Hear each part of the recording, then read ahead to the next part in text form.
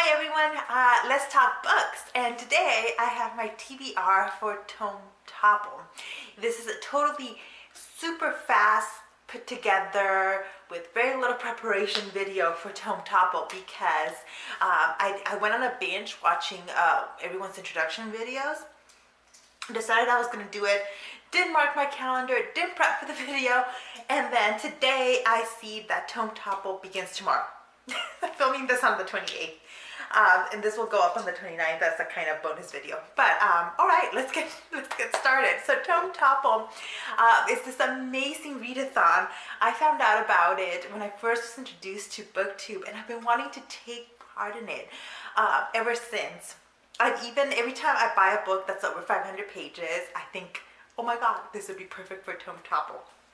So if you don't know, Tome Topple is a readathon then for books, for readers to tackle books that are over 500 pages. That's the main rule out of here. There are kind of prompts and challenges that they suggest. Challenge number one is read more than one tome. Second one's read a graphic novel, still over 500 pages. Third one is read a tome that is part of a series. Fourth one is buddy read a tome.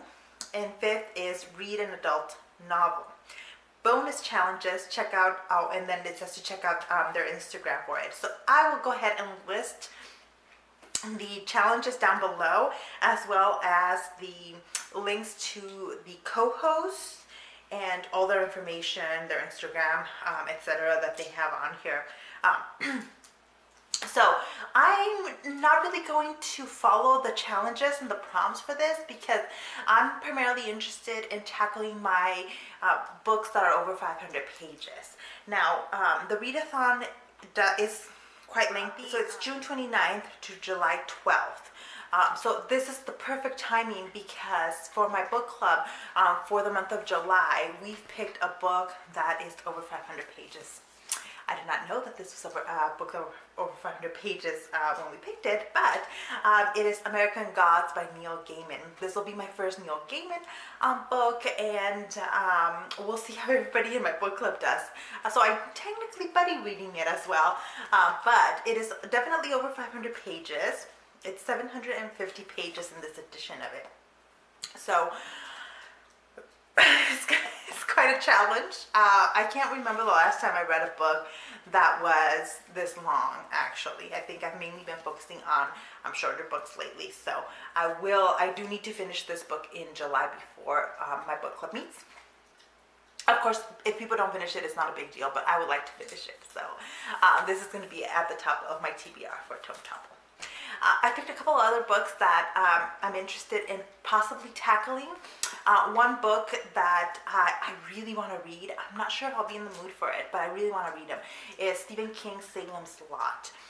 So I've heard really good things about this one, and I haven't read any Stephen King. This one's 653 pages.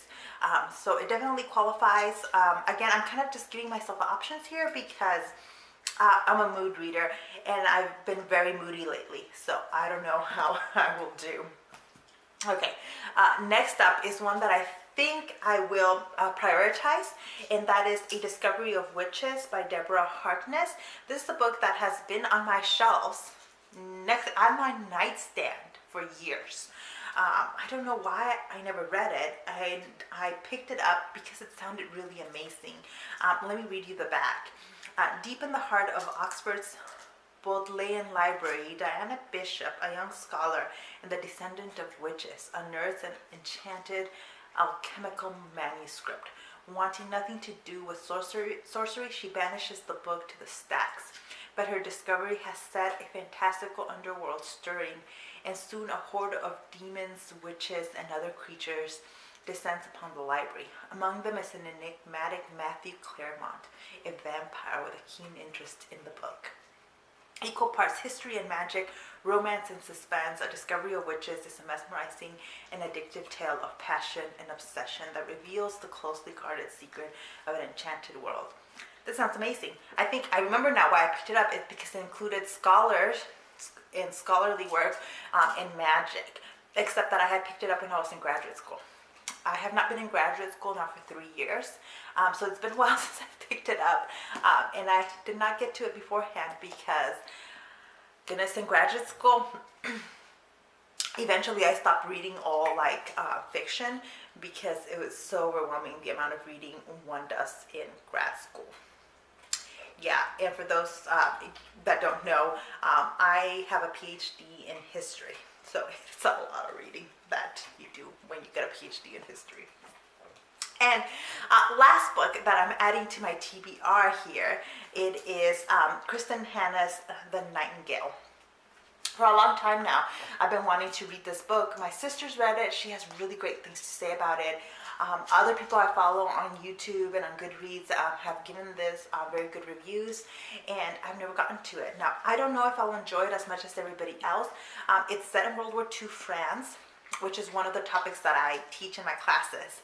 So if they don't get the history right, I don't know what I'll do. Anyways, whenever I read fiction that's set in a historical period that I know very well, I try to distance myself as much as possible, and sometimes I can do that very effectively, and other times I can't, depending on like how big the historical mistakes are and how engrossing the writing is. But I thought I would actually do a review, a dedicated review to this book on my channel when I finally read it, because it might be interesting to have the perspective of a historian on this. So that is my TBR for Tome Topple. It is not a small TBR. I am setting the bar extremely high, and for someone who has only been successful in one readathon, I think this is way too ambitious.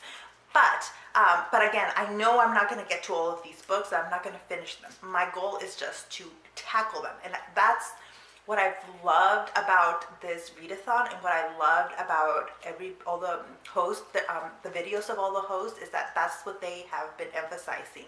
Yeah, be ambitious with your TBR all you want, but the goal here is just to tackle these big books because they can be so intimidating to pick up. And so I appreciate it. So I thank you so much for all the hosts of Tome Topple. I really appreciate this opportunity. And if you're participating in Tome Topple, let me know down below so I can go check out your videos, follow you along on social media, etc. I really have been enjoying that aspect of the BookTube community. So thank you so much for watching, and I'll see you in the next one. Bye.